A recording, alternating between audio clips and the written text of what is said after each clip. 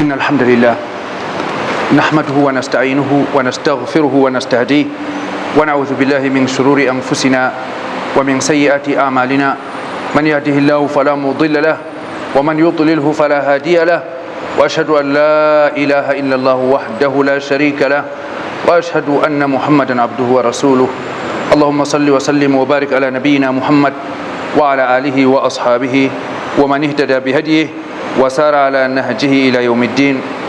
أما بعد، أيها المسلمون، يقول الله تبارك وتعالى في محكم كتابه: إن الذين يحبون أن تشيع الفاحشة في الذين آمنوا لهم عذاب أليم في الدنيا والآخرة والله يعلم وأنتم لا تعلمون. ويقول عز وجل: ولولا إذ سمعتموه قلتم ما يكون لنا أن نتكلم بهذا سبحانك هذا بهتان عظيم يعظكم الله أن تعودوا لمثله أبدا إن كنتم مؤمنين. لي ولكم في القرآن العظيم ونفعني وإياكم بما فيه من الآيات والذكر الحكيم ونفعنا بهدي سيد المرسلين. أقول قولي هذا وأستغفر الله العظيم لي ولكم فاستغفروه إنه هو الغفور الرحيم. الحمد لله والصلاة والسلام على رسول الله وعلى آله وأصحابه ومن والاه.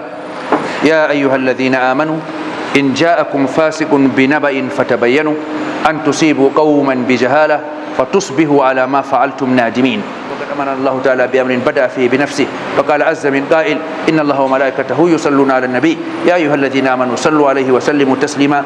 صلى الله عليه وعلى آله وأصحابه وسلم تسليما كثيرا. اللهم اعز الإسلام والمسلمين، اللهم انصر الإسلام والمسلمين، اللهم انصر هذا الدين وانصر من نصر هذا الدين. اللهم اجعل كلمتك هي العليا وكلمة الذين كفروا السفلى يا قوي يا متين. اللهم افتح لنا أبواب رحماتك وخيراتك وبركاتك يا أرحم الراحمين. اللهم أصلح لنا ديننا الذي هو عصمة أمرنا ودنيانا التي فيها معاشنا والتي إليها معادنا، واجعل الحياة زيادة لنا في كل خير والموت راحة لنا من كل شر يا رب العالمين. ربنا ظلمنا أنفسنا وإن لم تغفر لنا وترحمنا لنكونن من الخاسرين. عباد الله، إن الله يأمر بالعدل والإحسان وإيتاء ذي القربى وينهى عن الفحشاء والمنكر والبغي يعظكم لعلكم تذكرون. فاذكروا الله العظيم الجليل يذكركم واشكروه على نعمه وفضله يزدكم ولذكر الله أكبر والله يعلم ما تصنعون. وأقم الصلاة.